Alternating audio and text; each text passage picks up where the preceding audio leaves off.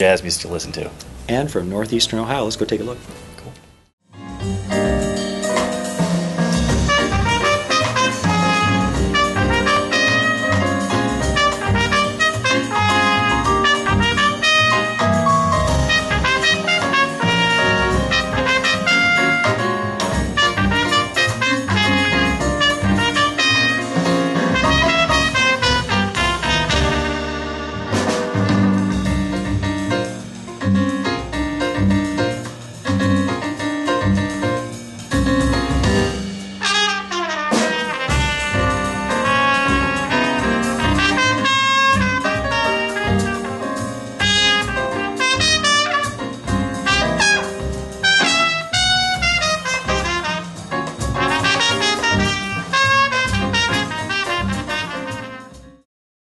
This is Dave Kettlewell, and welcome to Arts Quest. We're here with Joshua Rzepka. We're going to be learning a little bit about his music. Now, this is like your first album?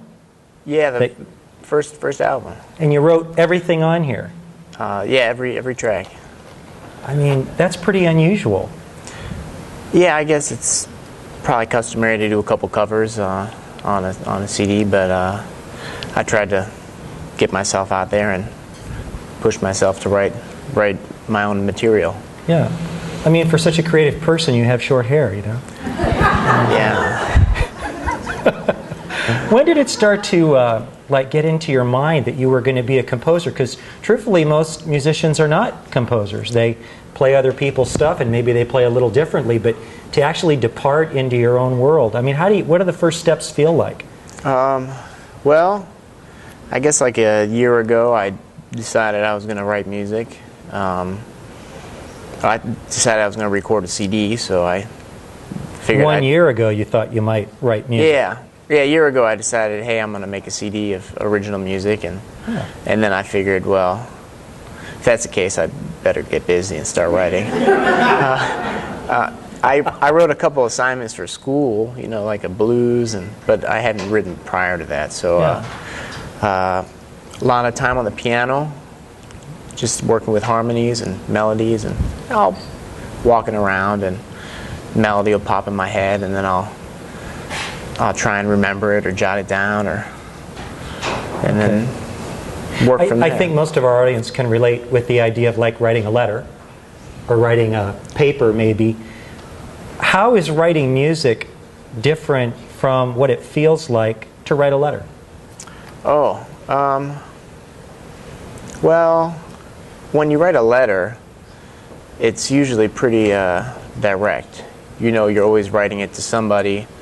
If I said to you, write a letter to me about this, you know, a certain thing, well, you would write that. But if I said to you, write a song about the same content, music is so abstract.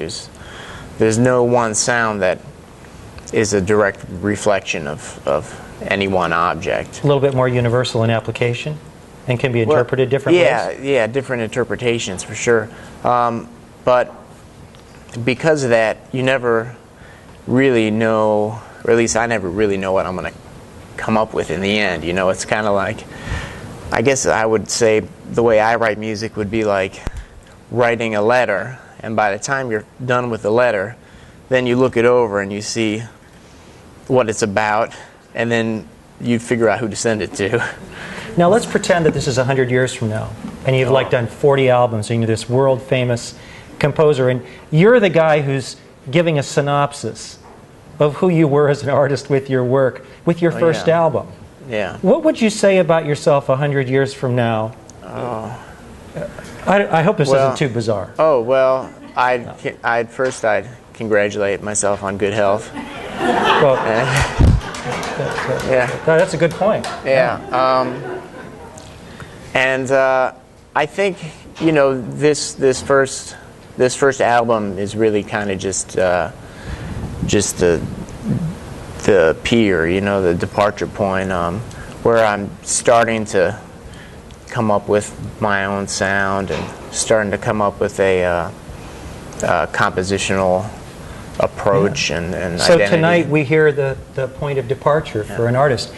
And tell us a little bit about your band tonight that you have with you. I've heard these guys, and it's what I would call a tight jazz band. The band tonight is some friends of mine and some colleagues, exceptionally talented.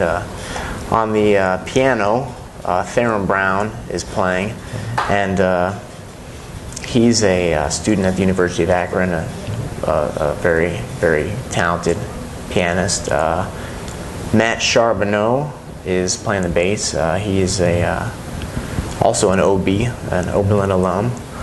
And on the drums, Mark Gonder is a professor at the University of Akron. Now, this isn't the band that was actually on the album? No, different band from the album. Okay. But people who I've played with numerous times, or I've admired their playing, or I've heard numerous times, and who I'm excited to be playing with tonight. Well, there was one question that people, I think, out there always want to know, which is, tell us a little bit about your instrument.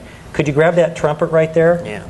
And tell us like where it came from, and I don't know if you're interested in instruments, but it's always kind of fun. You know, where'd this thing come from? What is it?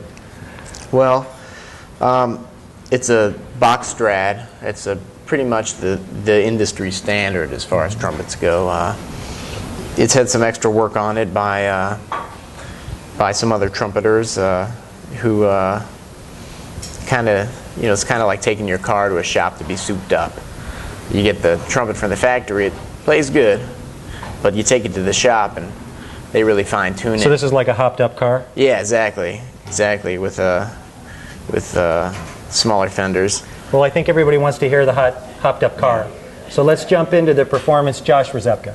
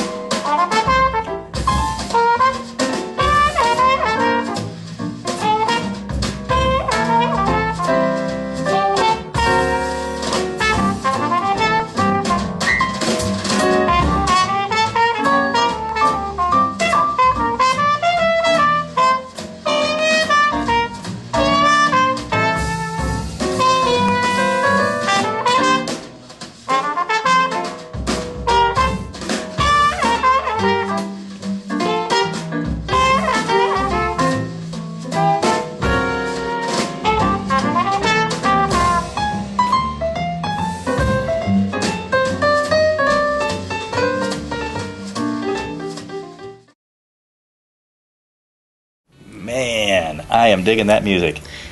He has a wonderful on-stage persona.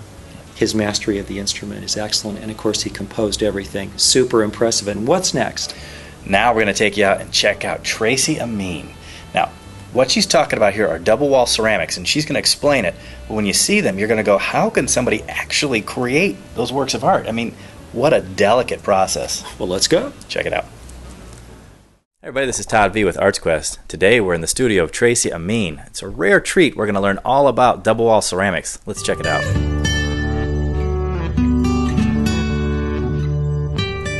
I've had works in the White House. I've had works in the... I still have a piece in the Cooper Hewitt, the Smithsonian. And I've got a piece in the Wilberforce Museum, in their permanent archive. So I've done a lot of shows. I've won a lot of awards. I'm pretty much from around here. I mean, I'm from Cleveland, you know. So now here I am in Chagrin Falls Park. You know, it's this little area surrounded by, and it's so much wonderment. That's what I think, you know, and I'm glad to be here. When you come from the inner city, there's so many things that you hear about, and you don't really think that they really exist till you see them and go, wow, people live like this. When did you start working in ceramics? By high school. When I got to high school, and it was introduced by the art teacher, and I thought that was the coolest thing since sliced bread. I'd never seen it, you know, so looking at it and the wheel moving and the clay, and I just thought, oh my God, who invented this? You know, and again, being in the inner city, I never saw that. The kids in the class would throw clay away, and I would ask, you know, our teacher, you know, so is this done after it's dried? And he'd say, no, you can still use it.